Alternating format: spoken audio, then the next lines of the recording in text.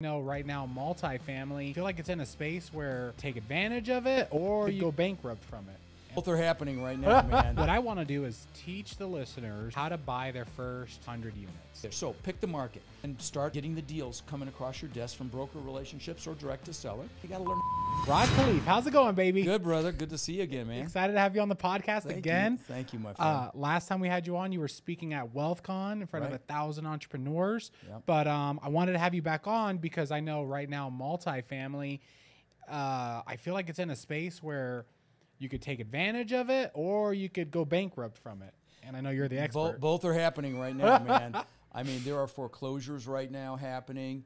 I have never seen so many assets come on the market. We call them assets, apartment complexes. I've never seen so many come on the market as they're on right now. And the deals are coming. I mean, you still have to hunt for them, but we just closed on a screaming deal in San Antonio at about a 40% discount.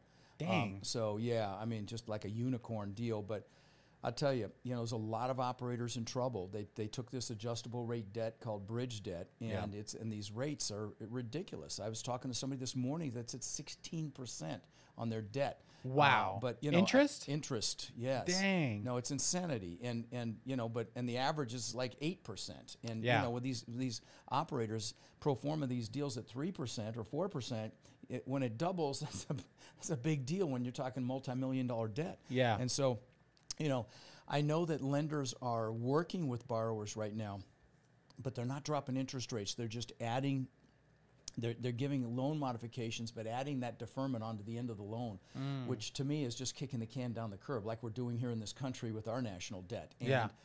And, I've been talking about it. Actually, I thought COVID was going to be the catalyst. I did a YouTube video, the coming crash of 2000, whenever it was, 2021. Of course, I got a lot of hate. It was my most watched video ever on YouTube because people love negative news, and I was wrong. But I really do believe we're headed for some pain in this country, not just in the multifamily space, just economically in general. And I'm not a doom and gloomer. I look at it as an opportunity. I don't know if you recall my story. In 2008, I lost $50 million. And wow. Yeah. So $50 million? $50 million conservatively, actually. Dang. Yeah. So I had 800 houses, and I had multiple apartment complexes in Florida. And I was only at a 30% loan to value. Okay, I get a lot of hate when I post about this. Like, yeah, you were over leveraged. No, I was not over leveraged. But houses are harder to cash flow. And the thing that I did wrong with that, because people always ask, how could you lose if you were at 30% loan to value? Well, my houses were 2 hours north of me, 2 hours south of me, and everywhere in between. Okay, so logistically challenging. That's number one. But Florida has no state income tax, and so property taxes are exponentially higher. Additionally, I had properties in wind and flood zones, so insurance is higher. Oh, yeah. But what killed me, if I had a maintenance issue at one of my apartment complexes, everything is the same. So you can stockpile parts, plumbing parts, electrical parts, HVAC, appliance, windows, whatever. You just stock these little parts that take forever to get, and, maintenance guys in and out in an hour. Well, if I had to send one of my maintenance guys to a house that's an hour away or further, then every house is different. They got to go see what's wrong. Then they got to find a Home Depot or a Lowe's where we have an account, which could be another hour round trip. And I don't know about you, but when my happy ass tries to fix something at home, I end up going to Home Depot more than once. And so, what took an hour at one of my apartment complexes ended up taking all day at one of my 800 houses. And my houses were C-class houses. There's A, B, C, and D. A is the brand new stuff. D is the hood. Stay out of the hood. Ask me how I know. But these were C-class houses, so tougher demographic, older houses, so a lot more maintenance. So the maintenance just killed my cash flow. But the coup de grace, as it were, is, what cut off my head was I didn't pay attention to tenant demographics back then. If they had a good job, if they had good credit, I rented to them. Well, what I discovered was I was renting to a lot of contractors, plumbers, electricians, drywallers, painters, roofers, and all that work fell off a freaking cliff in 2009. Yeah. Nobody had work. And so it was like the perfect storm. And now what's crazy is I actually, by the end of 2009, my portfolio was upside down. That's how much the values dropped in Florida. Oh, wow. Yeah, 70%. So your portfolio was worth 50 million. No, my portfolio was worth a lot more than that. No, my net worth was 50 million. Yeah. It was net loss, not gross. What was value. like the gross, and what did it come down to? I can't do the math in my head, but figure 50%, 50 million was about 30%. So what is that? So what is that? 150 million? Yeah, about 150 to 200 million. It was what my value of that portfolio was in 2007. In 2006, my net worth went up $17 million while I slept, pre-crash, you know, and I thought I was a freaking real estate god. I'm like, okay, you know, I can do no wrong. Well, so, you know, then 2008 happened. I got my ass handed to me, but that's the swings that happened in Florida and California and here in Vegas as well. You know, these giant valuation swings. Yeah. And I got to tell you, I see the writing on the wall again, brother. I really do. Really? Yeah. These last couple of years have felt like 2006 and 7 to me. Really? Yeah, they really have. There's been like especially in my space, the commercial multifamily. See, the reason I started my podcast is, you know, this is about 7-8 years ago, is I wanted to let people know if you're going to buy and hold, you know, for long term, I encourage you to do multifamily. And I know you push single family, and I don't want to take anything away from that. I don't push anything. Oh, okay. I push whatever. No, okay, whatever all right. works. I don't want to step on anybody's toes here. I just, Yeah. you know, what I discovered when I lost everything is my multifamily did just fine in that crash. If I hadn't cross collateralized my apartment complexes with packages of houses, I'd still own them. And so it was the houses that pulled me down. Yeah. And so that's when I started my podcast. And because it's really all about cash flow, and like I say, my multifamily did great. So I tell people, if you're going to buy and hold, I encourage you to at least do a plex. If anything, don't just do houses. Unless, you know, now there are caveats to this. If you're going to do like a build to rent thing where you've got them all in one spot, that's a different story. Yeah. It's the logistics of it. But, you know, with houses, you've got your separate taxes, you've got separate insurance, and these things add up, man. From a cash flow standpoint, you know, my podcast is called Lifetime Cash Flow for a reason, because it's really all about cash flow. Yeah. You know, if you know, I get students that say, "Hell, I can get this deal for $1 million, sold for $3 million 3 years ago." I'm like, who cares? Yeah. You know, it's about the cash flow that you can get. It doesn't matter what the valuation changes are. Yeah. And I'm sure you tell your students the same thing. You Yeah. know? Yeah. Well, I tell my students to, you know, make money flipping and wholesaling, because that's how we make money. Oh, that's how you get the cash. That's how we get the money, and then buy rentals. Yeah. So what I want to do is teach the listeners how to buy their first 100 units. Okay. So let's say you're taking Brianna here, my content manager. She doesn't know real estate from crypto, right? She's just starting. How does the beginner investor get to 100 units? Okay. So obviously the first thing you've got to do is you got to pick a market. But you have to know how to evaluate that market. And it may not be based on the same things as single family, because in the multifamily world, it's all about jobs. So you want to market in a sub-market where there's job growth. Okay, jobs are growing. Okay. Second thing, population's got to be growing. Income needs to be growing. So those are the three biggest things. Where do you check those? city-data.com, bestplaces.net, datausa.io, census.gov. There's 4 of the top ones. Those are the 4 websites. And you know, it'll intimidate you a little bit if you get in there and play around. Just have fun with it. Wallow in it, okay? You can see what the demographics are. You can see what the crime looks like. You can see if the area is headed the right direction. But you also want to call the local Chamber of Commerce or Economic Development Office and see what's going on. What business is moving in? What business is moving out? So check the area. That's number 1. Okay, number 1. But okay, let's give more context. Let's say someone's in Las Vegas, where I know everything's growing here. California, I know everything's growing here. I wouldn't touch Kansas California, City. but that's just me. Okay. I'm just saying, for example, if someone's listening to this and they live in a city that they know it's growing, Kansas City, you know, some of these markets, okay, they're like perfect. I'm in a city that's growing. Okay. What else are they? What's next? Well, you got to build relationships. Okay, this business is a relationship business. Okay, and so you've got to develop relationships with brokers. That's the fastest way to get deals. You can't go direct to seller? You can go direct to seller, and I have students that do very well with that. but it's faster to go to brokers because if you go direct to seller, they may not know that they want to sell yet. So the sales cycle is longer than if a broker sends you a deal that's on the market, it's ready to go, okay? So you can do both. I've got students that kill it direct to seller, especially the ones that started out in flipping and wholesaling, so they know how to direct mail and they know how to cold call and they're not afraid to do it. Yeah. That's a great strategy. Now, but let me go back to team sport for a minute. So I'm going to brag for a minute. I've got coaching students. They're called my Warriors. They now own over 200,000 units, something I'm very proud of because I've only been teaching a little over 5 years. And almost all those deals are done between students because in this business, it's a team sport, and there's a lot of different hats you can wear, okay? You can be the person that finds the deals, okay? You can develop those broker relationships or direct to seller. You could be the person that underwrites them. Maybe you're analytical. You're one of those people we can lock in a room and throw raw meat in once in a while and work on your spreadsheet. You know, that's you're the underwriter. And maybe you're good with people and you can raise money because these deals require more money than single family. Typically, you know, and I teach all this stuff at the event, but how to raise the money, how to find the deals and all that stuff. But there's a lot of hats you can, maybe you've got some construction experience or some management experience or some project management experience because after you buy the property, you have to asset manage it.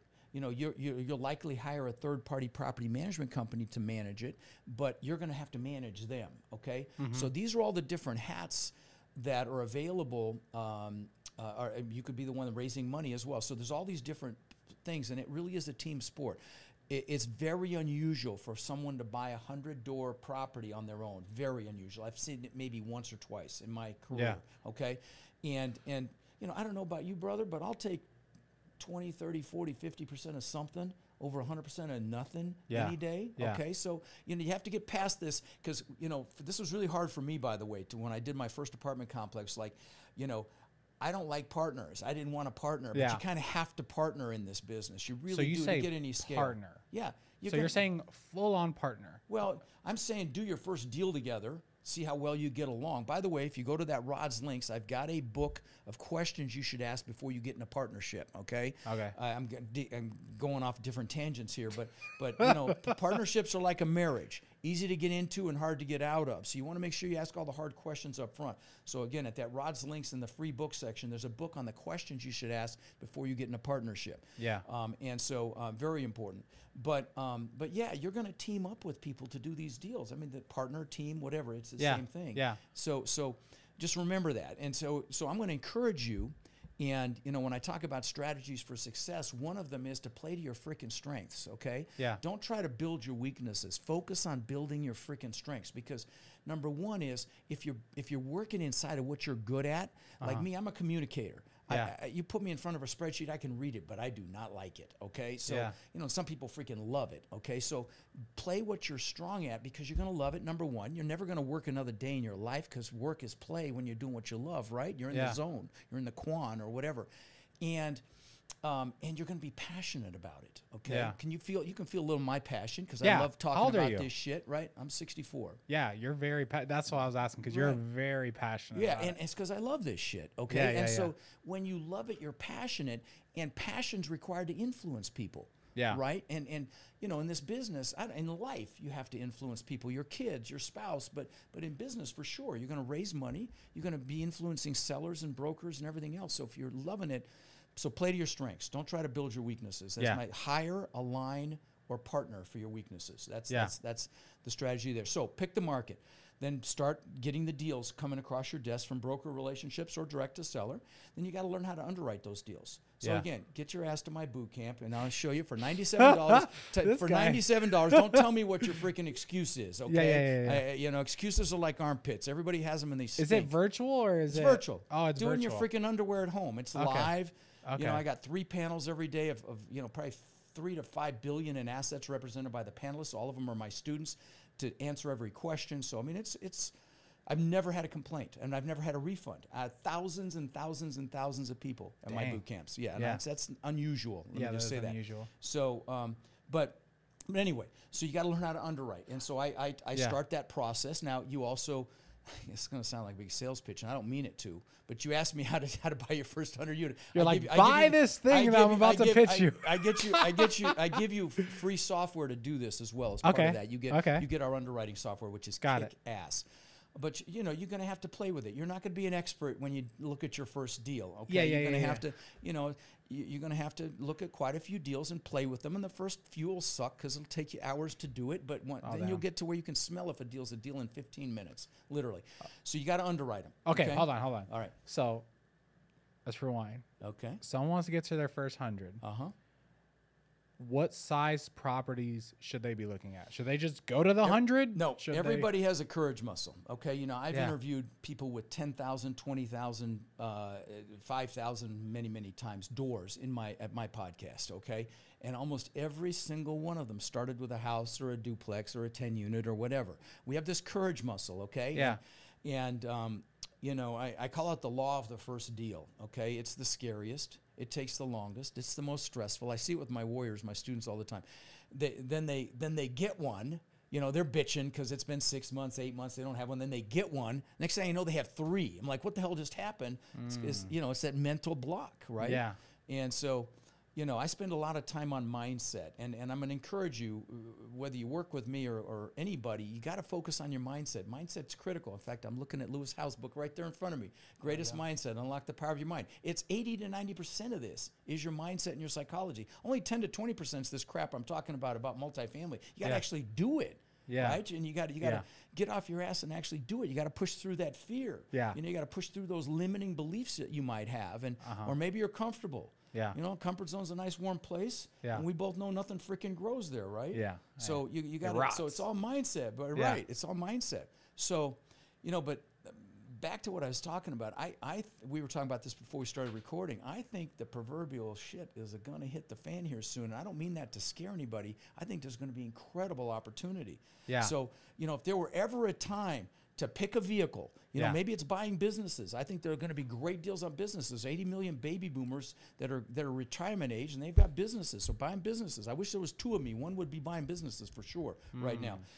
Buying real estate, single family, other asset classes, mobile home parks, self-storage. You know, if it's multifamily, come to my boot camp. But pick your freaking vehicle now and get up to speed now. Because once we're in the thick of this correction, and I think it's already started, you know, it's going to be too late most likely, because you got to build relationships. You've got to understand how to evaluate whatever it is you're going to buy, and maybe raise money or save your own money, or you know, have access to money, and all that stuff takes time. Yeah. So you got to get up to speed. Okay. Yeah. So and I was telling you this before we recorded, and you've probably heard this from other guests. I mean, you know, inflation is crazy. They're talking about, you know, they say they're going to lower the interest rate, but I got to tell you, you know, I did some research before I came here today, and I was kind of shocked by some of the headlines that I found. Yeah. You know, like I'll read a couple of them. Yeah. I'll read a couple of them to you because they're like very sobering. Okay, the head of J.P. Morgan Chase, the largest bank in the country, 5th largest in the world, only behind state-owned banks in China. So it's like the largest bank in the world, really. Says the U.S. is driving toward a cliff as debt snowballs. Okay, he said, brace yourself. Yeah, okay, that's a headline. Yeah, but the headlines, I mean, okay, brace yourself. I'm not for a big an headline guy, though. Well, when the owner of the CEO of the largest bank in the freaking world really says we're headed for some shit, I listen. Okay, but what does that mean? I pay attention to that. But what does that mean, though? We're headed for a cliff. What does that mean? It just means we're going to have at the very least, a recession.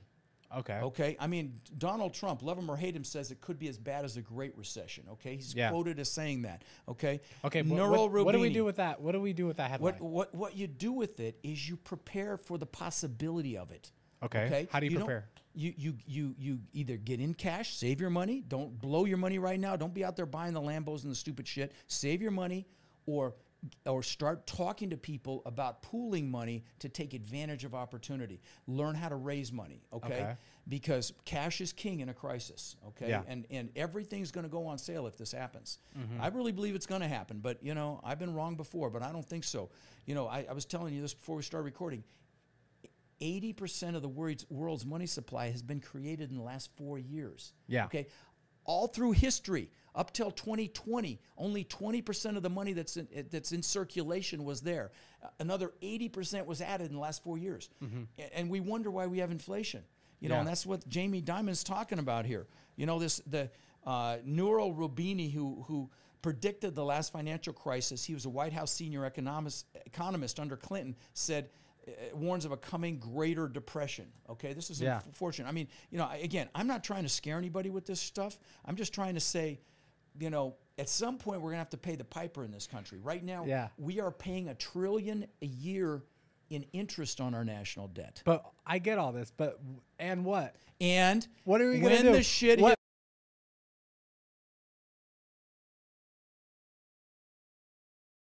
hits the what fan, is the normal entrepreneur going to do with this?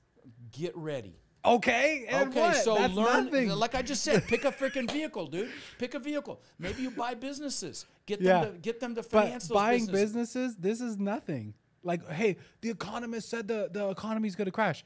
And what are you going to do? So maybe as far as businesses, you look for businesses that in the past have flourished when the shit has hit the fan economically. Maybe that's a strategy.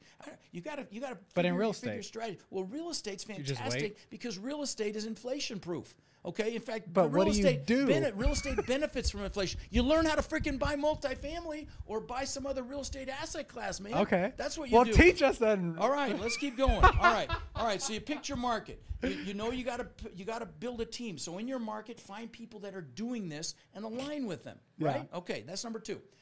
Learn how to underwrite. Figure out how to see what a deal's a deal. Just basic underwriting. How much should people make from their multifamily? No. You can't do it like that. Okay. When you underwrite multifamily, it's all based on returns, okay? Because this business is empirical. It's my business, multifamily, is empirical. It's primarily numbers, right? You know, if you ask all the right questions, you get the numbers right, you're fine. So you know, it's how much money does your money make? Okay, so that's called a cash-on-cash return. Yeah, I'm sure you've talked about that here. So you when you evaluate a deal, you evaluate how much money's coming out of pocket to buy that deal. Called equity, by the way, in commercial real estate. That's the term. It's called equity, which is a little confusing because in single-family world, you know, you own a $100,000 house, you owe 50, you've got 50,000 in equity. But in our world, equity is the amount of cash that gets put into a deal from investors. Okay. And so evaluate how much your return is. You calculate that based on your increases in rent and that you calculate and things, and you know what sort of a return you're going to get on your cash, and then you calculate your total return with maybe a 5-year exit, like you do a pro forma. And this is anybody that raises money for a deal does one of these 5 to 7 year pro formas that to present to an investor, say, hey, this is what we think this asset's going to do. We think it's going to throw off 10% cash on cash every year on your money. And when we sell, you should get 18% or 15% total return. It's called the internal rate of return, the IRR. Yeah. And so, you know, those are the metrics. And so there's no one size fits all with this, man, because you can make that work with a 5-unit in California, although I wouldn't invest in a blue state personally. It's too regulatory, but you know, which is very high priced. Or you could make it work with a 50-unit. It really depends on the asset, where it's located, and what you're buying it for, and what you think you can do with the rents. I'll give you an example of one right now. So I just closed on this deal in San Antonio, and we found it through a broker relationship. It's a mile away from a 296 unit that I already own. This one's 200 units. The one next door sold for $137,000 a unit recently, same year built. We bought ours for $100,000 a unit, so almost a 40% freaking discount. Yeah, it's got lakefront units. I mean, it's a screaming freaking deal.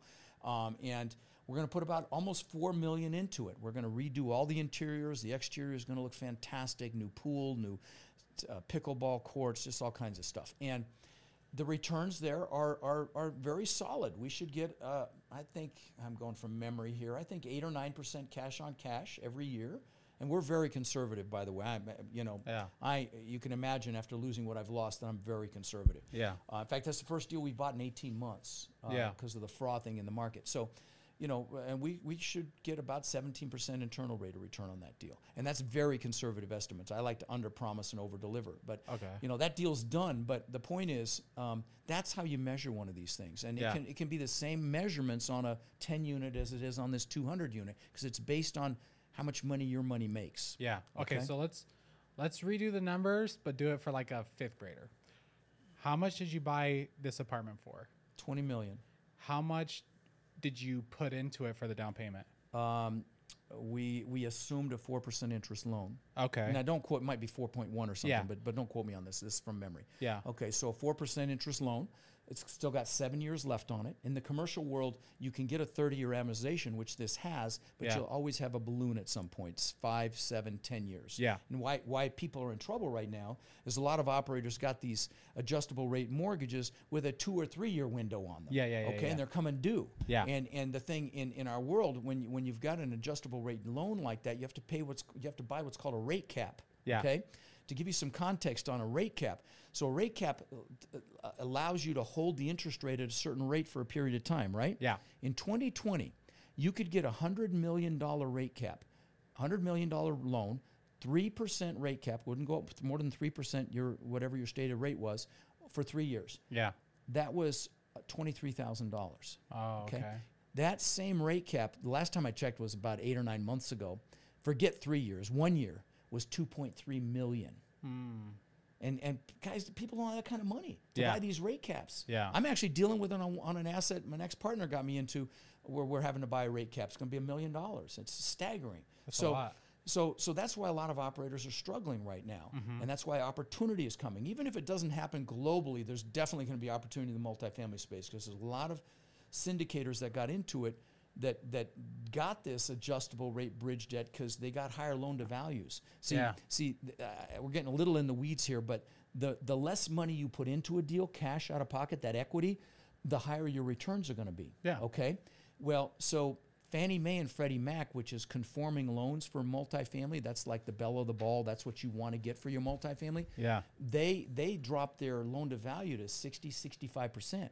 Yeah. And so you have to, it was harder to get the return numbers that investors wanted. So operators got these bridge loans that were still loaning 75, 80%. Yeah. Well, the bridge loans, though, were adjustable rate, number one, and short term.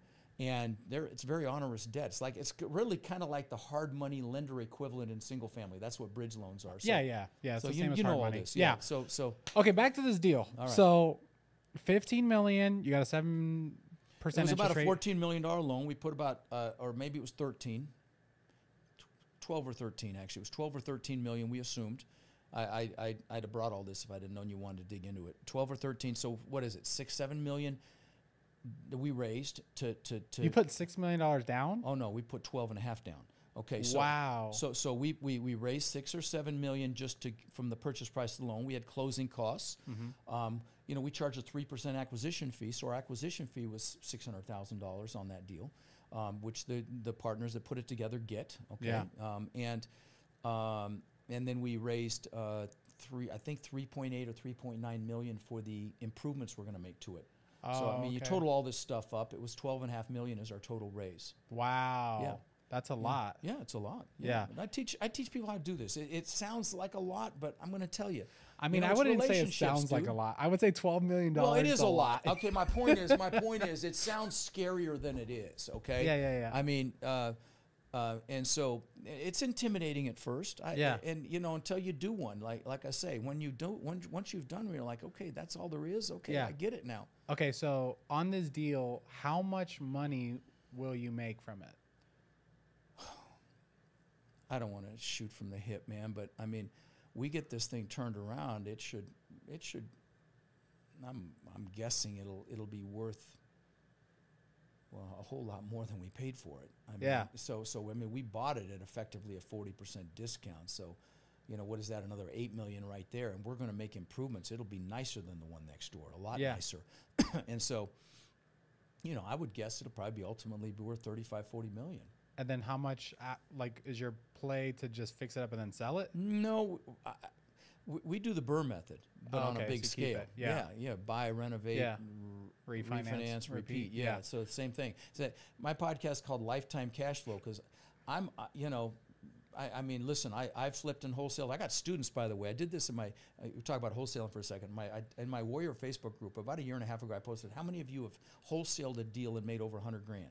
And at that time, a dozen had, and two made over $1 million wholesaling in multi. Yeah, I've heard of that before. So you know, you can wholesale single family, but you also wholesale multifamily. Yeah. My brother made $100,000 10 years ago wholesaling an apartment complex in Sarasota. So you can wholesale, and I believe in that for getting cash. However, when you're flipping and wholesaling, you're only as good as your last deal. Oh, for sure. Right. You buy one of these 100-unit complexes or 20, 30, 40, 50-unit complexes, you start getting cash flow. You get enough of those where it exceeds your monthly nut, you're retired. How much cash flow do you make a month net to you?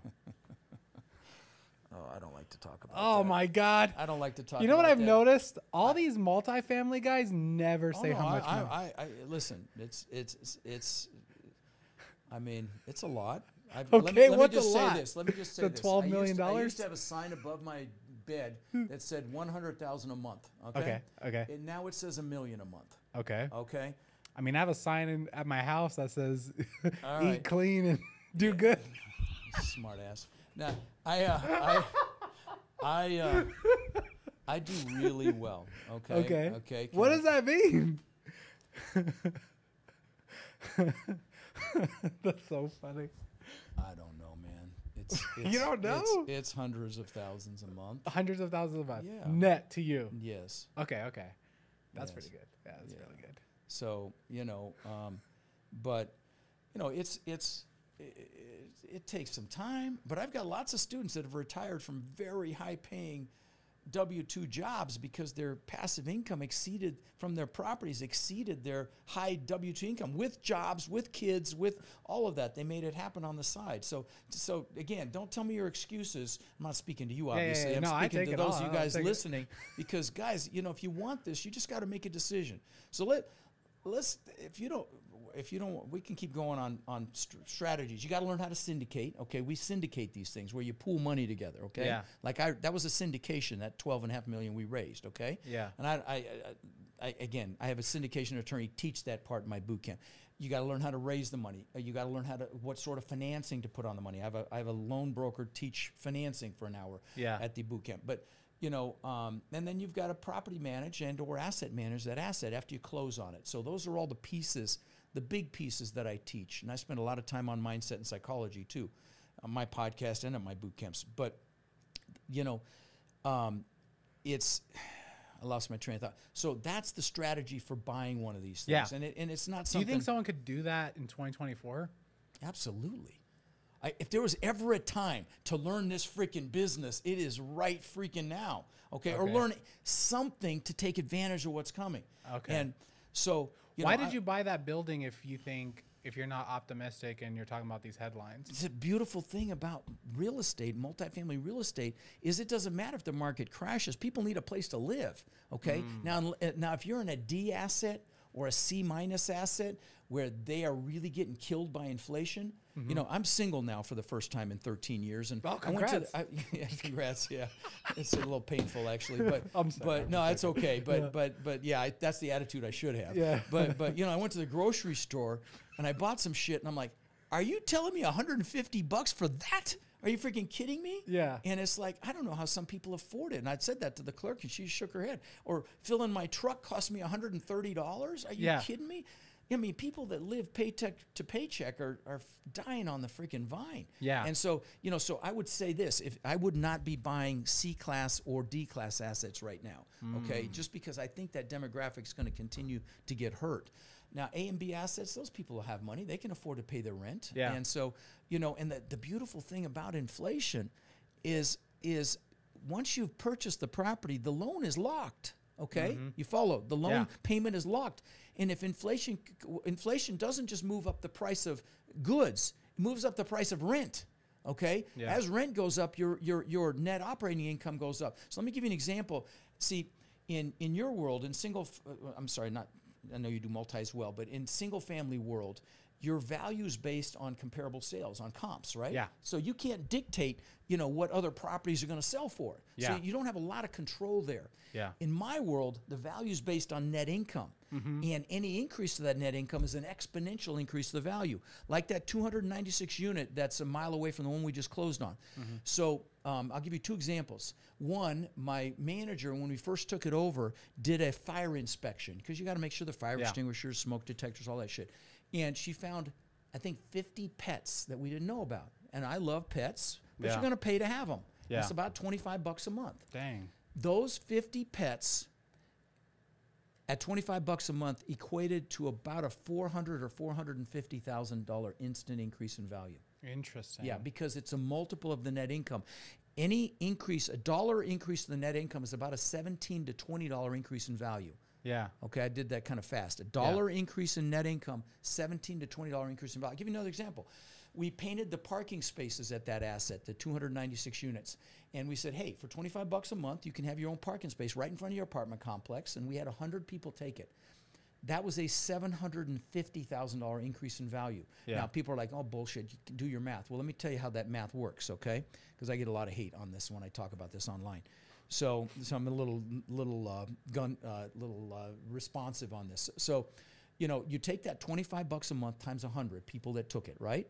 So that's $2,500 a month. You annualize that. I think it's 18 grand, but whatever it is annually. Then you divide that by the prevailing capitalization rate, which is 4% on that property, and that's 750 grand. Yeah. So, and that's for freaking painting some numbers on a parking spots. So again, what you do when you buy one of these apartment complexes, you look for any possible way that you can increase the value. Yeah. I'm sorry, increase the net income. And that because increases the that value. exponentially increases the value. And that can be raising the rents or decreasing the expenses. Okay, so let's say somebody is like, because I get the same question over and over again. Which is? Like at Wealthy Investor, we've had maybe 2,000 people go through the program in the last 2.5 years. Nice. And people are like, hey, I want to make 10, they usually say 10 to 20. They're like, I want to make $10,000 to $20,000 net a month and I'm good. They're financially set. Right. How many units do they need to buy to do That's a that? good question. The average across the country is about $200 per unit per month. Okay. Oh, okay. That's the average. Okay. Yeah. But that's if you buy it yourself. Okay. Now, if you do a syndication, and let's say you only, or a joint venture, and you only get half of that, then you got to do the math on that. Then it's 100. Oh, so that's the average on the syndication, 100 a door? No, it depends. It depends. Depends on how much of the deal you get. And so it just depends on the deal. Now, it's not just syndication. You do joint ventures as well. Okay. Yeah. When I was in my 20s, I bought millions of dollars worth of property, 50-50 with partners. They put up the money. I did all the work. We split the profit. Everybody was happy. Yeah. And those were joint ventures. And so you can do joint ventures as well. You don't just have to, now here's the difference. And again, we're getting in the weeds a little bit, but I teach all this stuff at the event. But joint ventures, everybody has to be active. Okay. So not just money. Not just money. Yeah. If you take money from someone and they're not active, you have to syndicate. You do not want the SEC knocking on your door. But if the reason that these deals were active was they, first of all, very often they got the debt for me. Okay. So they did the debt. That makes you active right off the bat. Or, if I was going to spend more than, say, $1,000 or $2,000, whatever it was. This is 45 years ago. If I was going to spend more than that, I'd have to get their approval. That makes it active. Okay. Yeah. So, but that's a joint venture, and I've got students that have taken down multi-million-dollar deals in joint ventures. They raise the money. Maybe they end up with 10, 20, 30% of the deal. But they don't have any money in it because someone else put up the money. There's a lot of money. I mean, you know this. There's a lot of money on the sidelines looking for a safe home. Yeah. And I will tell you, if this correction happens, if you're listening and you've got money in the stock market, man, I would not have money in the stock market right now at all. And so, or I wouldn't have more than $250,000 in any bank right now either. Yeah. Okay. So like I've got millions that are, I have them at one bank, but that bank spreads that money out over 80 banks and no more than 250 at each bank. Yeah. And cause that's the FDIC limit. Yeah. So, if again, I could be wrong, but if the shit hits the fan, In commercial real estate, about a third of all commercial real estate debt is held by small and regional banks. Okay, and so if that debt goes south, a lot of those banks could go south. Yeah. Okay, and I mean, look at office.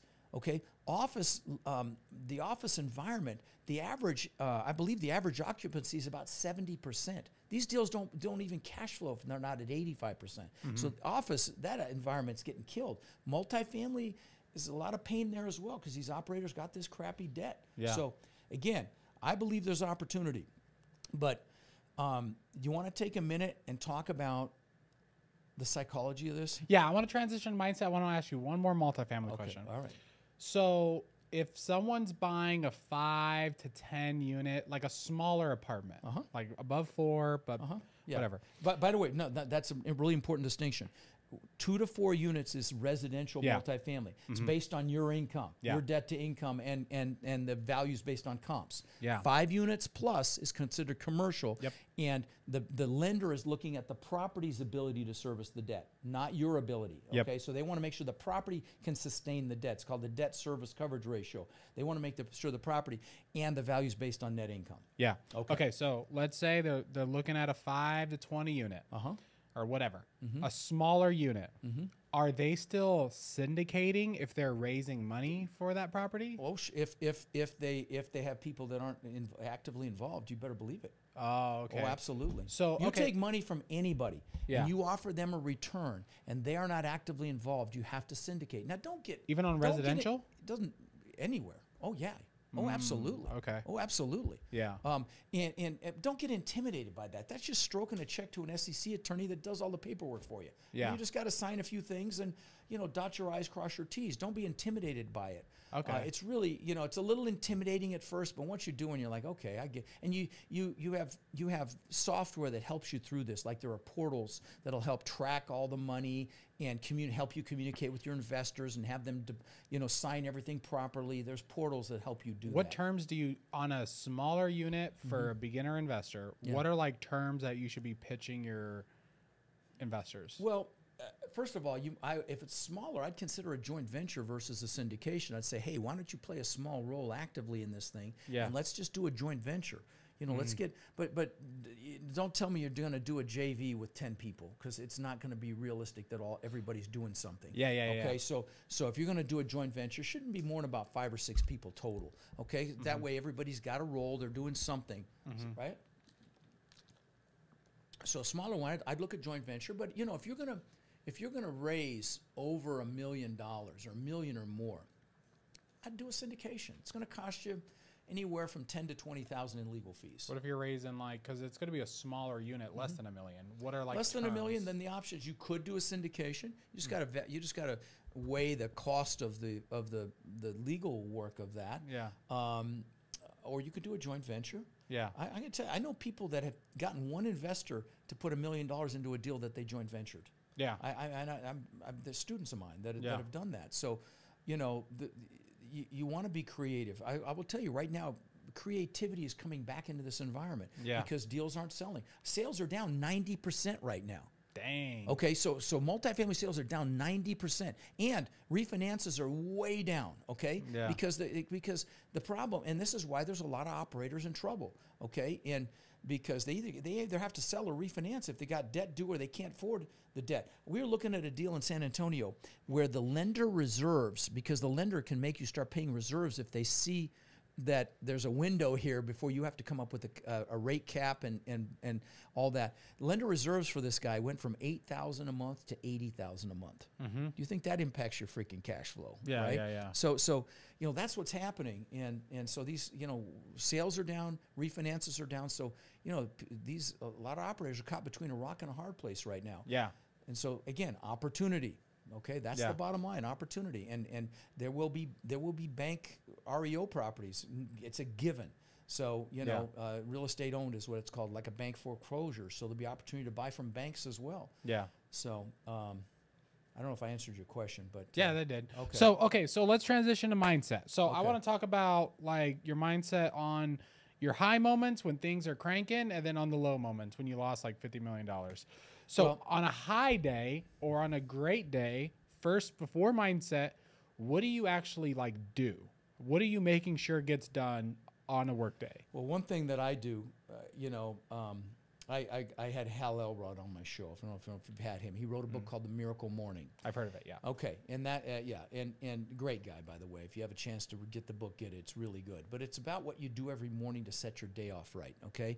And he does several things. One, exercise.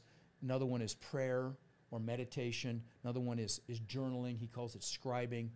And I'm forgetting one. But how you start your day is critical, okay? So typically every day, this is going to sound a little foofy, but I do gratitude. But this is how I had $50 million to lose and how I got it back. So, ignore it at your freaking peril is all I'll tell you, okay? So, I'll sit in my recliner, or I'll even do it late in bed, and I'll just do gratitude for the people I love in my life, my blessings, things that are amazing in my life, my foundation, my students, whatever. I'll just do gratitude. But then I'll do gratitude for the things that I want as if I already have them, okay? Like, thank you, God, for this, this, and this. And sometimes I'll get emotional being grateful for things I don't even have yet. And I'm sure I lost some of you analytical ones on that. But again, this is how I had $50 million to lose. Now I got it back. This shit works, okay? Yeah. And when you're grateful for things that you want, they come into your life. See, the first thing you have to do to get anything is you got to know what it is you want. If you come to my boot camp, by the way, it's July 13th and 14th. And the first thing we do is goal setting on steroids. I mean, how do you get anything if you don't know what the hell it is? Yeah. So we'll do that. You'll determine exactly what you want and why you want it. Because otherwise it's pointless. You're never going to take action. So you need the goals because you got to create, a burning desire. You got to create that hunger because that's the only way you're going to push through the fear or the limiting beliefs, like I'm not good enough, or I'm not smart enough, or I'm not old enough, young enough, whatever, these limiting beliefs people have. Just remember this, there's a reason the acronym for belief systems is BS, because 99% of them are BS. But see, a lot of people have them. They believe they're real, and they hold you back. Yeah. So that's how you get through them. You got to know what it is you want and why you want it. Yeah. And that's how you get out of comfort too, right? You got to have that burning desire. So goal setting is the first thing. And then... but anyway, you asked me when I'm at a high or a low, it's the same strategies, okay? When I lost everything in 2008, the strategies I'm going to share with you right now is how I got back, but it's also how I got there in the first place, okay? So they're the same ones. So the first thing I did when I lost everything was reassociate it with what I wanted again. Because when you lose or you have a setback, it's really easy to focus on that failure. You can, and God forbid you have it become your identity, because there's no greater force in the human psyche than the need to remain consistent with how we identify ourselves. So you have to be very careful. You don't allow it to become your identity. We're going to have failures, okay? And failures is part of success. I call them seminars, right? There are seminars. That was a $50 million seminar. It was an expensive freaking seminar, but it's a seminar, okay? I've built 27 businesses so far in my career. Several worth tens of millions of dollars. 3 right now are. But most were spectacular flaming seminars, okay? We fail our way to success. And I got to meet the billionaire owner of Spanx, Sarah Blakely, her and her husband, Jesse. Really cool. They were at Grant's GrowthCon last time I was here in Vegas. And I got to meet her at a mastermind. She told me that her dad used to ask her and her brother pretty much on a weekly basis, what have you failed at this week? I thought, what a great question to ask your kids so they don't fear failure, right? Yeah. So anyway, it starts with goal setting, knowing what you want and why you want it, which, like I said, is the first thing we do. That's the first thing I teach my students anytime I'm in front of people. The next thing is you got to make a decision, okay? And I don't mean dip your toe in the water. I don't mean 1 foot in, 1 foot out. I mean it is freaking done when you make that decision, okay?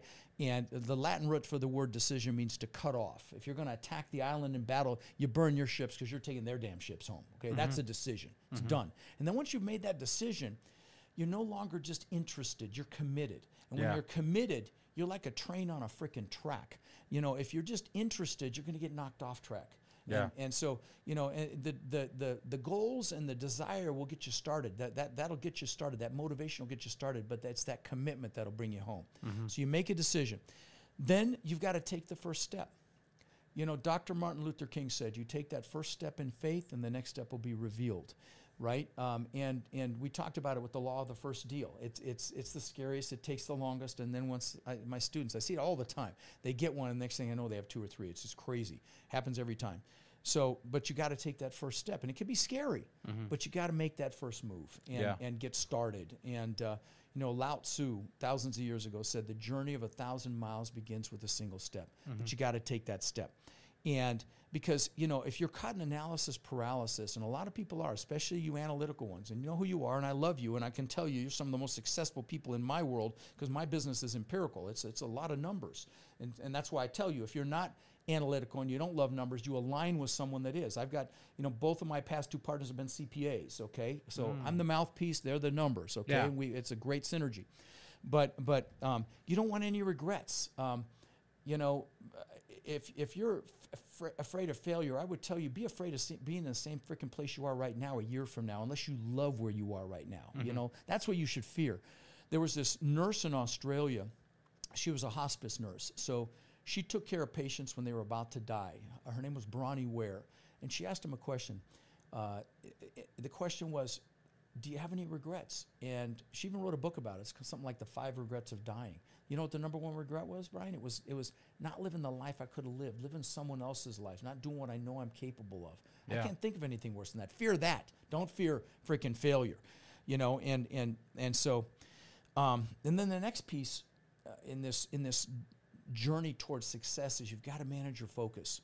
You know, because focus is power, and anytime you dilute your focus, you're going to fail. Like I remember, you know, I was in Denver, some of the businesses I had 2 frozen yogurt shops, I had a carpet cleaning business, I was trying to buy and sell houses, and I had something else. Oh, I had vending carts selling ice cream downtown Denver. Everything suffered because my focus was diluted, right? Yeah. And you know, I got rid of everything except buying houses, and I bought 500 houses in Denver at that time. I wish I still had those freaking 500 houses now, because they'd be free and clear. I sold them all to buy 1,300 houses in Florida before I crashed.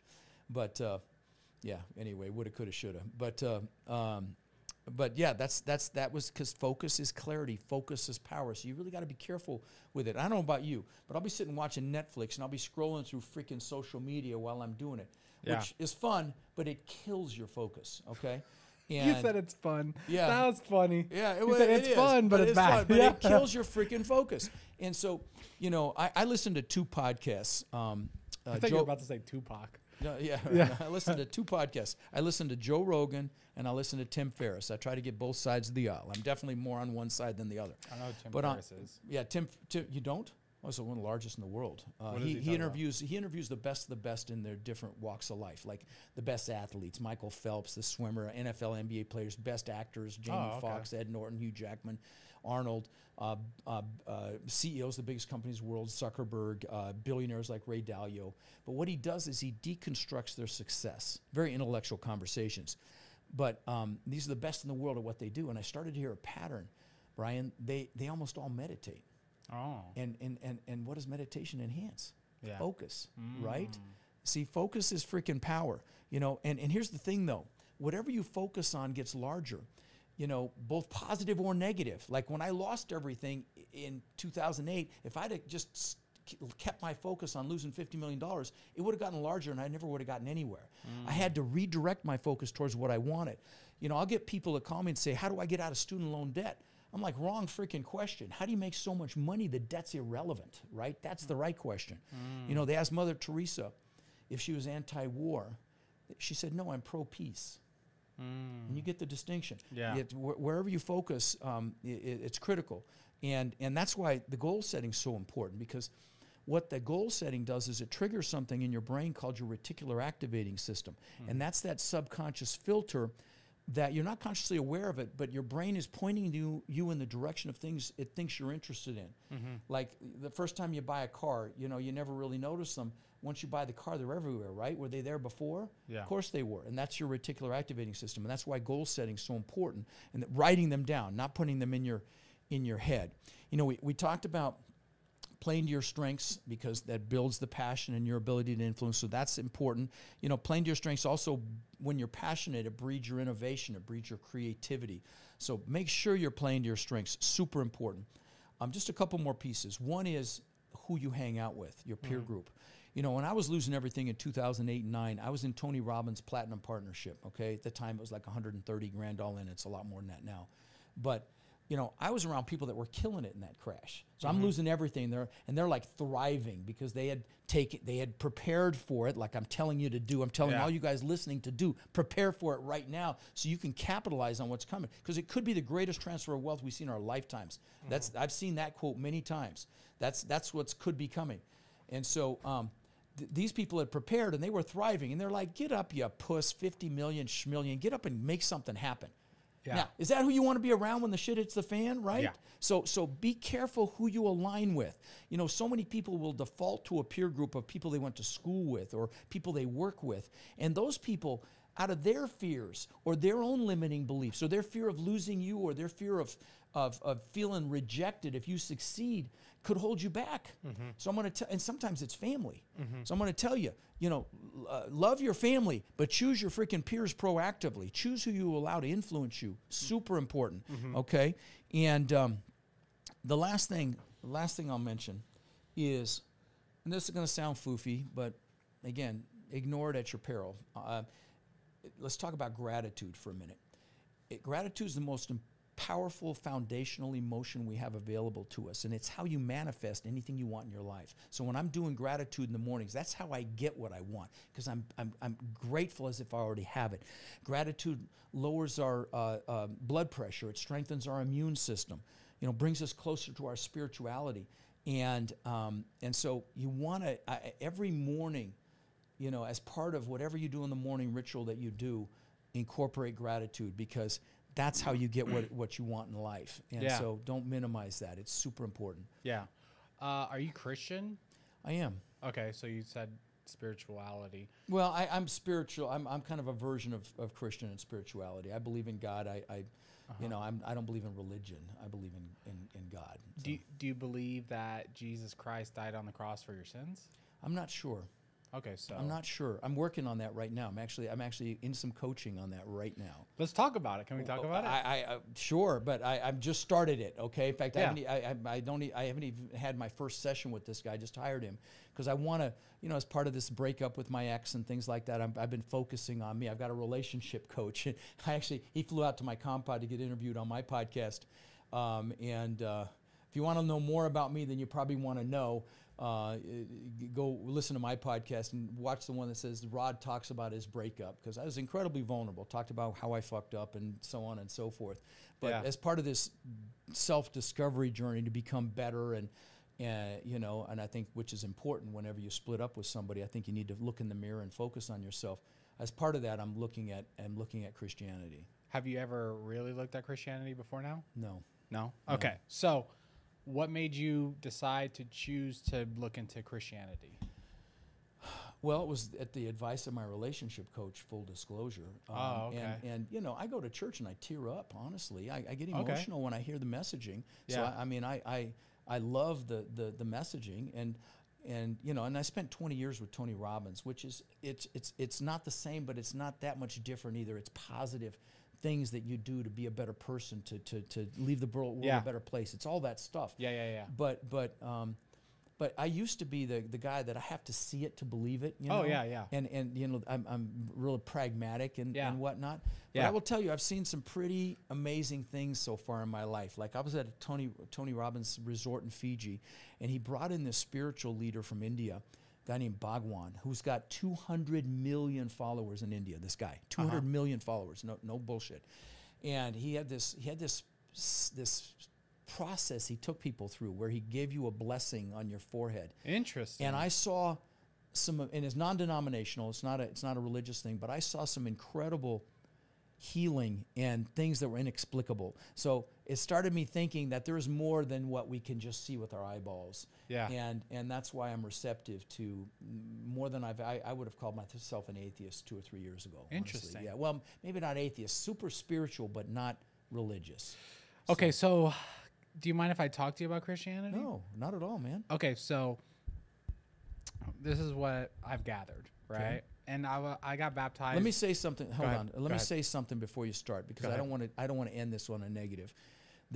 I told you about some problems I'm having with an ex-partner. I won't go into the details, but he touted his religion. Okay. Yeah. And so that was a negative. Yeah, it made that you jaded toward it. me a little Yeah. bit. And I don't I'm wanna glad bring you brought that up. I don't want to bring that up after the fact. Okay, let me talk about it now, because That's I've met great. some guys, even in our world, in the thought leadership world. Oh, yeah. That I think push their religion, and to me they're seedy. Okay, some of seedy. these guys, not this circle at all. I know better. Yeah. I know. And so everyone's going to make mistakes. Yeah. But we'll talk about that too. Right, Okay, okay. so first let me explain to you the levels of spirituality. Okay. So I believe in the beginning there's more levels, but in the beginning there's 5. And then what time is Bradley's podcast? What time do we have to wrap this up? We're good. Okay. Yeah. So we're going to start off with 5, Okay. right? There's the people that believe in no God. Right. That's the first level. Okay. Atheists, they're Correct. like, I don't believe in God. Right. I only believe what I see. Gotcha. That's the first level. Gotcha. Second level is I believe in God, but I don't know. I believe there's a creator. There's somebody there, right? Okay. The next level is you believe in Jesus Christ, Got it. right? So you believe that Jesus Christ walked on this earth, Our was sins. crucified and died on the cross for our sins. The next level after that is you believe in Jesus Christ and you actually read the Bible. Gotcha. Because that's very important. Okay. And then the next level after that is like you read the Bible, and you are really filled with the Holy Spirit. Nice. Like we could all feel the Holy Spirit in some way or another, but then once you start reading the Bible and you confess with your mouth that and believe in your heart that Jesus Christ died on the cross for our sins, you start reading the Bible, you start practicing what it says in the Bible, you will be filled with the Holy Spirit. And that will take your spirituality to a whole nother level. That's what I've been told. Yeah. So, and I've experienced it, and I've seen it with Ryan. I've seen it with everyone in this office. So this whole office, like I would say 95%, they are true Christians. Not like, oh, I'm Christian, but I do this. Like they are legit Christians, right? So my journey really fast. So I was making a bunch of money and I was just like, dude, like, I don't get why I'm like not happy. Like, this is so weird. Like, I always wanted a paid off house, had it. I always wanted Rolexes, have it. I always wanted everything that I wanted, I had. Yeah. And I would be like, why am I like, just don't feel anything? I don't get it. Right. So I went to Ryan. I was like, dude, I don't know what's going on. Long story short, he's like, dude, go to church. So I went to church. I'm like fast forwarding through this. So went to church. First time I went to church, right? I'm like, okay, I felt something, right? And then after that first day of church, I was like, okay, I felt something. I'm going to see if I want to continue this, but I'm actually going to like give it a shot. I'm not going to like, cause some people go to church. Yeah, I was like all in. All right. After the first day I went to church, I've always struggled with watching porn, right? I've always struggled with watching porn. As soon as I had a phone and the internet, always struggled with it. After the first day of going to church, I instantly never watched porn again. Wow. Didn't crave it. Wow. And I went and I didn't even ask for it. Wow. It just happened, right? And then the first day I went to You're gonna church. take away my porn is what you're saying.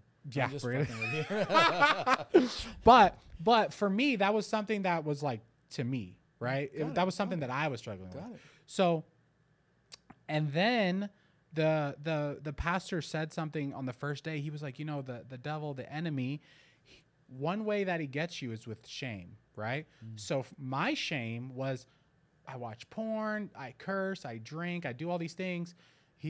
I would get tricked like, don't go to church, Brian, because you don't want to be fake. Like, I don't want to be a fake Christian. So I wouldn't go to church because I'm like, I don't want to be at church praising while I'm doing all these bad things and have anger and all this crap. I want to fix that first and then go to God.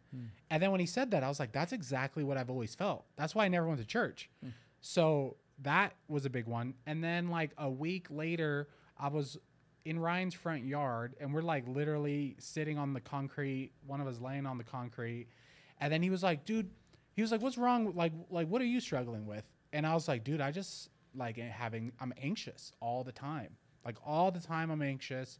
I don't understand why. He's like, all right, I'll put hands on you. I'll pray. He prayed for me and I haven't been anxious since then. No shit. Not once.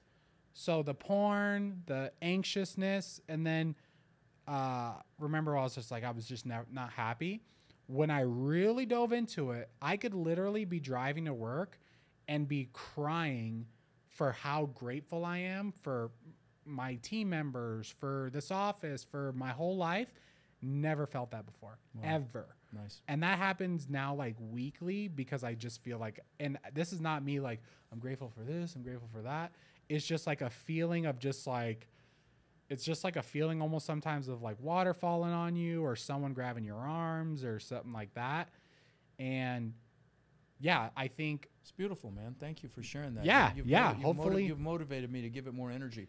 Yeah. You know, another thing that I really struggled with was thinking that 3/4 of the world's population that doesn't know about a Christian God would go to hell. Yeah. And I really that struggles. I couldn't believe that would be the case. Yeah.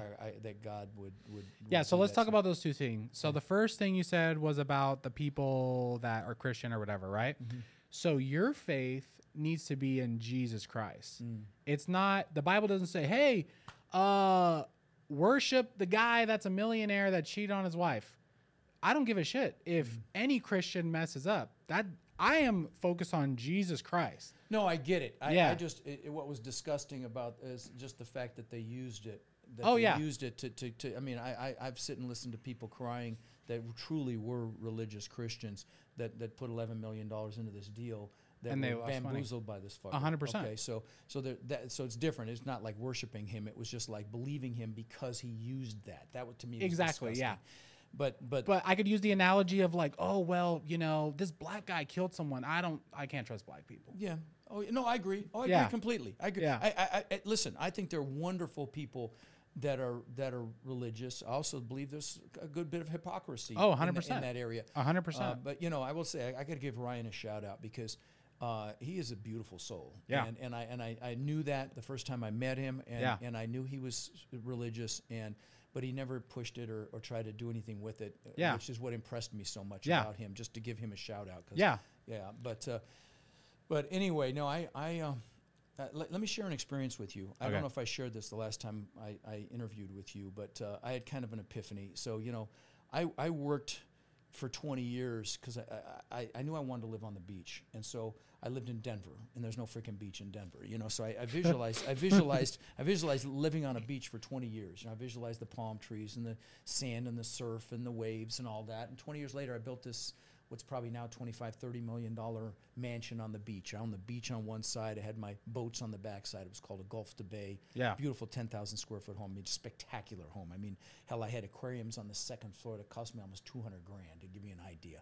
But I worked for this thing for 20 years, and 2 months after I moved in, I'm in my pool looking up at the pool. The pool had a giant waterfall from the second floor balcony in the pool. You had to walk through the waterfall to get to the pool, and I mean, the pool was in magazines, and my family's inside sleeping. Pool's changing colors because it's got the lighting. And I'm looking up at this thing 2 months after I moved in, and I got depressed. And I don't mean a little depressed. I got really depressed. And this ties into our conversation. Yeah, That's why yeah. I wanted to bring it up. And so, and I'm like, what the hell? I've just achieved magnificent financial success. I've got a beautiful family inside sleeping. How could I possibly be depressed? And this Yeah. ties into goals, by the Yeah. way, as well. Because, you know, like the good book says, without a vision, the people perish. Yeah. You need a vision for your future. And I didn't know what I was going to do next. So that was number one. The second thing is happiness doesn't just come from happiness doesn't come from achieving a goal. It comes from what you're talking about, Christianity or spirituality, but it also comes from progress and growth. You have to feel like you're growing and progressing, and I didn't know what I was going to do next. Yeah. But the third biggest piece was I was totally focused on me. You know, Yeah. prove the world I'm good enough. Because I got beat up in school, and I had things that everybody has happen to them. Yeah. And my limiting belief was I wasn't good enough. I used to ask myself, how can I show them I'm good enough? And I'm like, okay, if this fucking house doesn't show them I'm good enough, what the Yeah. hell? You know, Yeah. like, how could I possibly be depressed? I've just achieved this success. Well, I had just been focused on me. And that's the year I went and saw Tony Robbins. This is 24 years ago. And saw that he fed families for the holidays. And I'm like, what a concept. Do something for someone else. I'm embarrassed Yeah. to say I had to be freaking 40 to get that memo. This Yeah. is, again, I'm 64 now. It's 24 years ago. And so I decided to feed 5 families that year. I was going to Denver for Thanksgiving, and I was going to visit my brother Ed, and I called Ed and I said, bro, let's feed 5 families. And so he called his church, found 5 families that really needed help. And we bought the food and had a really good time, frozen turkeys, toys for their kids if they had them. And the third family changed my life, Brian. It was like I go up to this one-bedroom shack, and there's this Hispanic woman in there with 5 kids. Her husband had left. And she comes out, and she sees all this stuff on the porch. Her kids come out, 2 of the older ones, and she starts crying. Her kids come out, 2 of the older ones start crying when they see it. I start crying, Dang. and I was hooked. And Yeah. you know, and I'm blessed to say over the last 24 years, we've fed 150,000 children in Sarasota and Bradenton, Florida, for the holidays. Wow. We've done tens of thousands of backpacks filled with school supplies. Yeah. For local kids. We're doing 1,800 in August. That's coming. That's our next event. We've done thousands and thousands of teddy bears for the local police departments to give them for their officers to keep in their vehicle if they encounter a child that's been in a traumatic situation. And I'm not saying this to brag, but this ties into, that was a big epiphany for me. You know, and it's got some religious undertones to me, honestly. Yeah. And that's why I wanted to bring it up. You know, in this world, we've been taught we should achieve to be happy.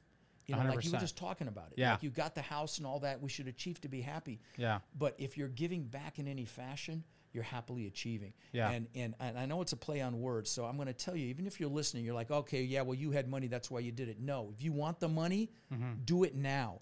Pick something. You know, Tony Robbins calls it the science of achievement versus the art of fulfillment, where achievement's a science, but fulfillment's an art. So, I mean, if you want to learn multifamily, I'll teach you. I'll give you the blueprint. Get your ass to my boot camp. But that's not going to fulfill you. Pick something that you're passionate about. For me, it's kids. Maybe for you, it's the environment or the elderly or animals. Whatever it is, give back right now, even if it's just your time.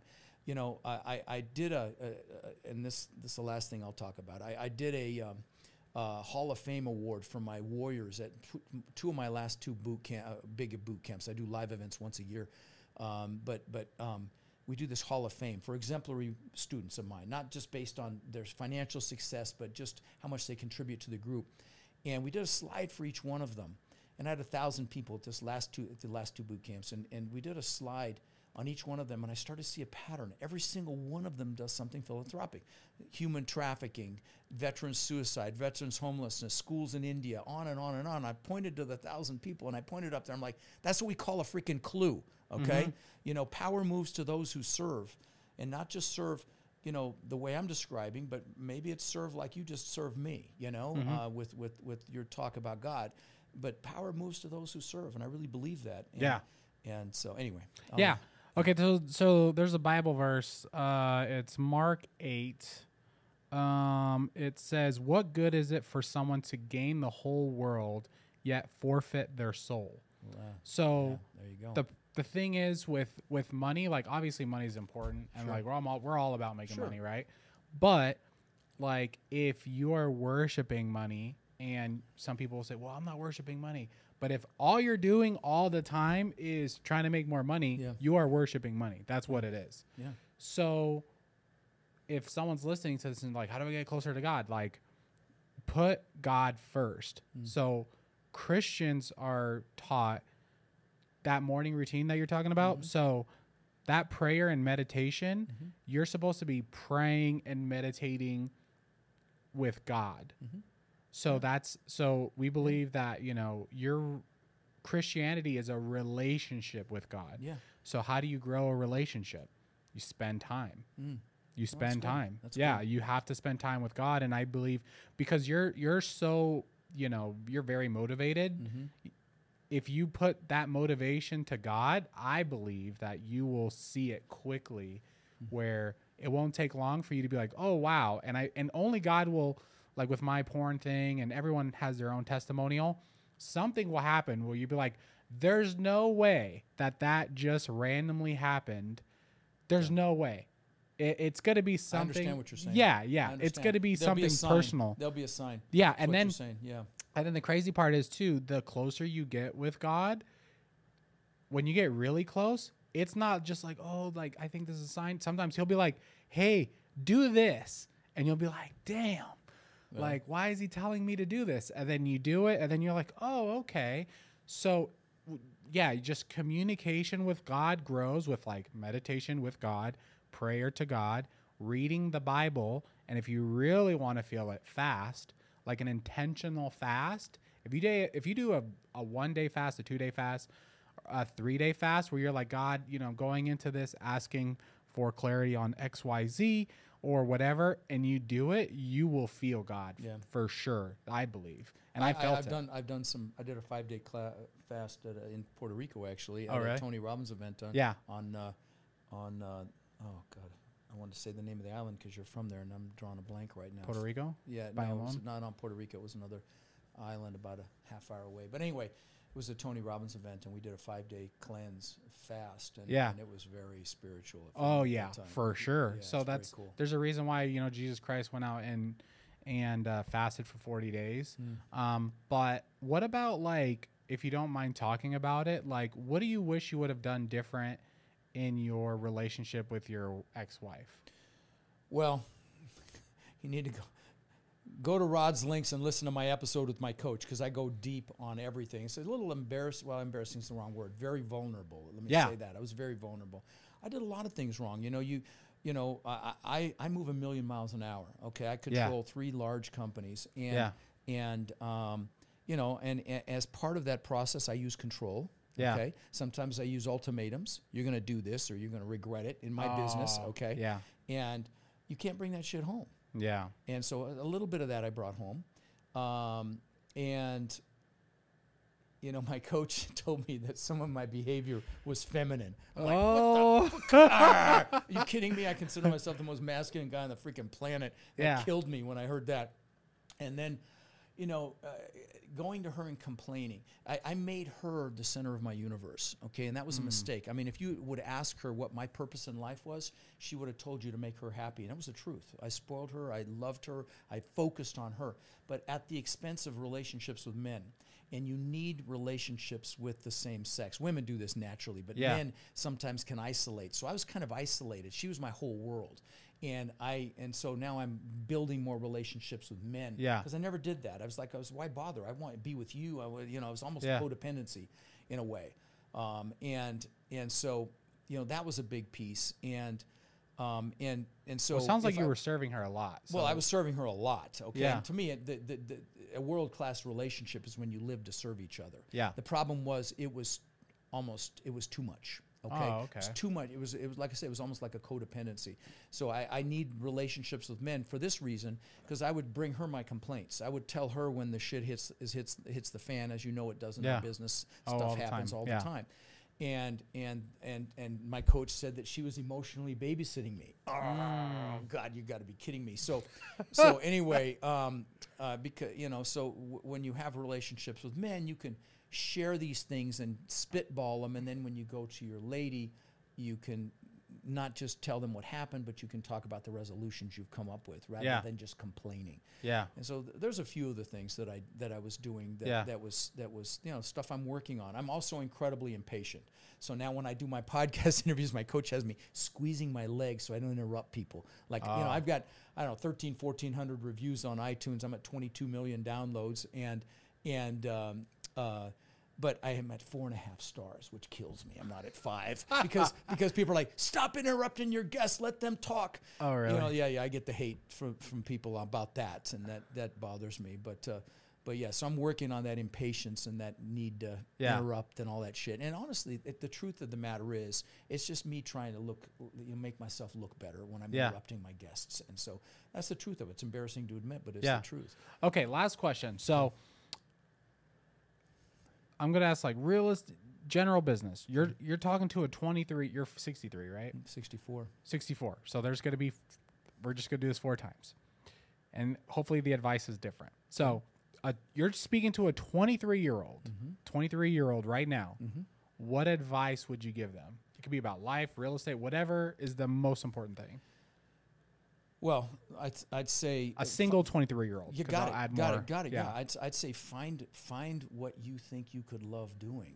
Okay, number one, because when you love what you do, work is play. Like I said, so find what you'd love doing, decide what it is, and then go learn everything you can about it. Everything possible. Don't be lazy. Study it. Like, immerse yourself in it. Okay, and study it like crazy. And success will be inevitable. I mean, it's a given. Success is inevitable. Yeah. So that's the 23-year-old. Okay. What about a 33-year-old that has a family? We'll say a man. Well, hopefully at that point, I would say women as women Yeah, as well. or Honestly, women's I think too, it yeah. would be either. We'll put 'em in And I there. would say it's the same thing as far as making sure you're in doing what you love. Likely you're not. Okay, so I would explore.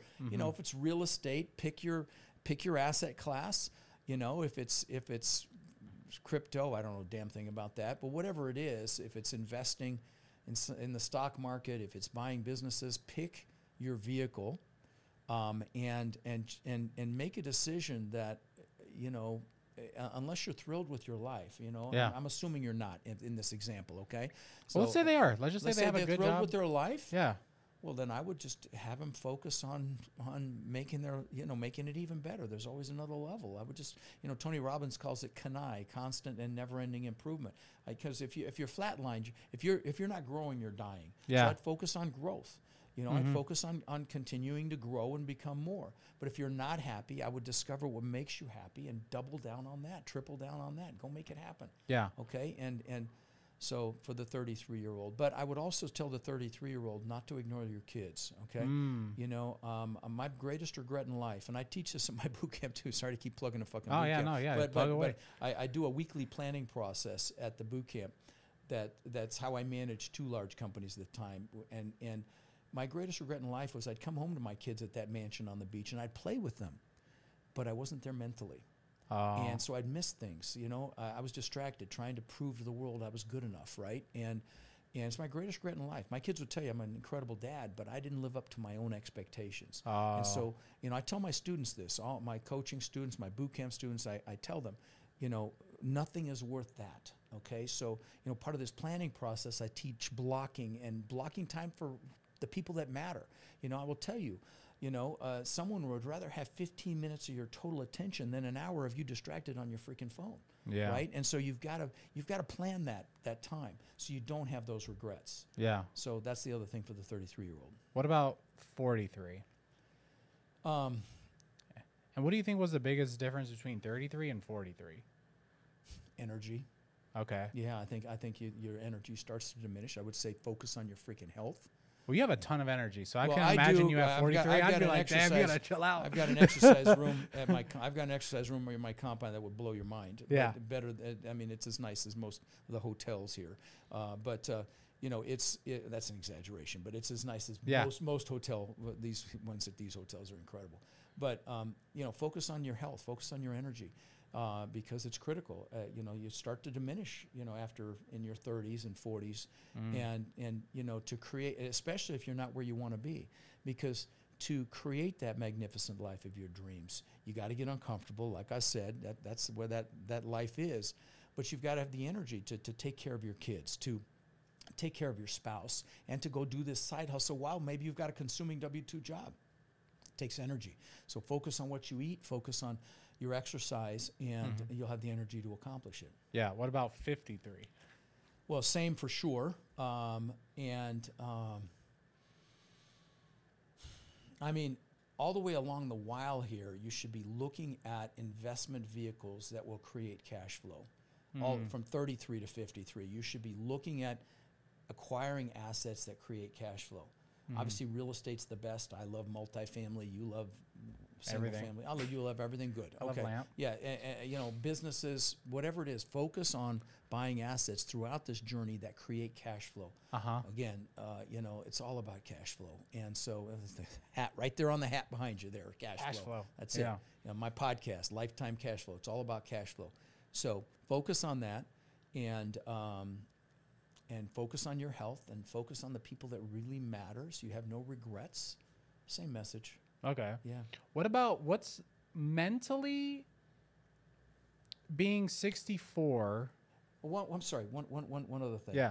It was 40 when I had my epiphany, when I realized there was more to life than rod. Okay. It's embarrassing to admit. Okay. Yeah. But that's when I had my epiphany, and and I get more pleasure now. I mean, I've had the Lamborghinis, the Rolls, the Bentley, all that stupid shit, and the millions of dollars in watches and stupid shit. But I get pleasure now from. When I tell you this, and this is going to sound braggadocious, but it's a blessing for me. I get love every single day, and I'm sure you do too. I know Ryan does. From students whose lives have been impacted. I got a wall in my office that's covered with hundreds of thank you cards that I've gotten in the mail.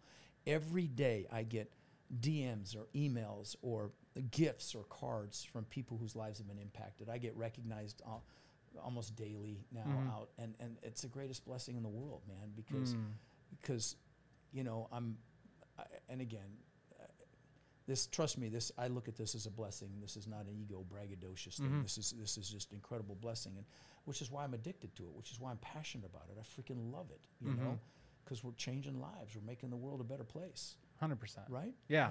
I mean, if there's a God, that's what you're supposed to be freaking doing, right? Oh, for sure. And I said if, but that's how I used to say it. Okay, so please know that. Okay. Well, yeah. Well, you're supposed to be worshiping God and doing works, but Right. what about 64? Last question. You're 64. Almost fucking 65. Good God. What do you think is like what would you say your life was about? Like, what are you proud of, and what do you wish you could go back and change? And then we'll wrap it up. Oh, that's a good question, brother. Well, what am I proud of? I'm proud of what I just described. My students own over 200,000 units, man. I don't know anybody that can quote that. I mean, I'm proud of my student success. Yeah. You know, I did a keynote in Key West at a whole bunch of people like us, thought leaders and podcasters and stuff. And the only reason I went was it was about student success. So I'm super proud of students. I'm super proud of my amazing kids. Proud of my students. Of course, I'm proud of my personal accomplishments. I'm proud that I've taken care of myself. I admire you for that, because you're, like I said, you're almost double my age, and you have a lot of energy, and you are Thank you. Moving. Well, there's a lot of caffeine involved too. Okay. I'm just kidding, but yeah, especially since I didn't get to bed till 3 o'clock this morning. But no, you know, I'm proud of that. I mean, I used to be proud of the material things, and I still will look at my watches or my gold or my cars, or you know, I've got a beautiful compound on the water in Florida, and I'm proud of that. I walk around, but what really juices me is hearing from other people who, you know, are able, you know, to retire or, you know, just you know, have time with their kids now because they're doing what we do. You know? Yeah. I'm sure you get the same, right? Yeah, we've had a whole bunch, hundreds of. I mean, same for you though, yeah. right? Doesn't that juice you? Yeah, for sure it does. Yeah. So that's what I think I'm most proud of at this point. Yeah. Okay, very, very last question. Yeah. To end it on a good note, what are some things that you're proud or advice you could give to like parents? Like, what did you do well with your kids? Well, I told you what I did wrong. I wasn't present when I was with them. I played with them every night, okay? You know, I was there physically. I just wasn't there mentally all the time. Yeah. But the good things you did. The good things, I mean, I took my kids on vacations just with my daughter. We went on a cruise together. You know, I took my son to a fish camp.